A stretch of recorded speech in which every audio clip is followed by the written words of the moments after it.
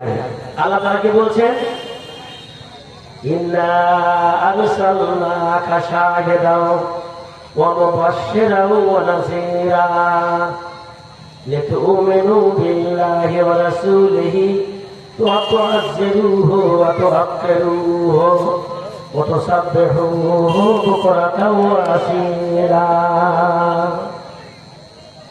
আর একটা কথা বলে দিয়ে,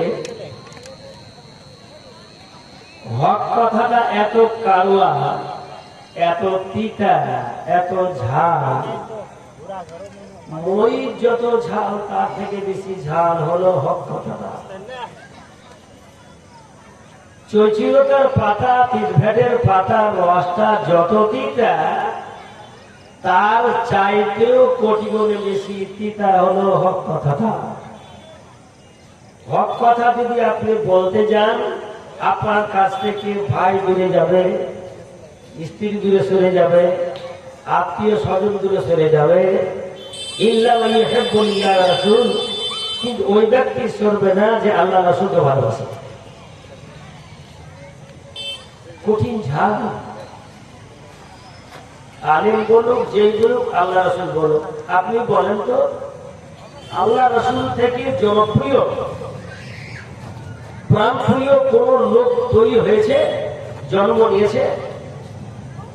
রাসূলের তুলনায় কোন লোক জন্মই নেননি। অথচ রাসূলের পাক সারা কুফার মক্কার আমিন বলতেন, আমানতদার বলতেন, এত দাম দিতেন যে আকাশের নিচে জমিনের উপরে কোনো ব্যক্তি তাকে মান দিত না, যা নবীকে মান দিত। অথচ রাসূলের পাকের হক কথা প্রচার করতে গেলেন যে সব ঠিক খারাপ।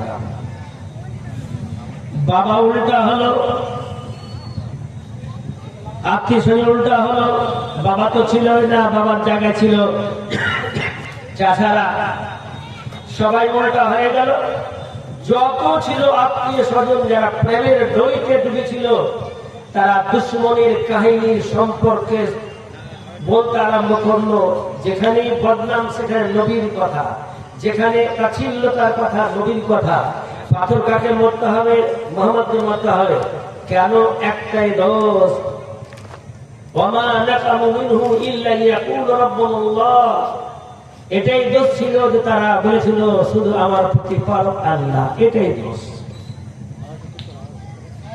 ভাইরা আমার, বন্ধুরা আমার,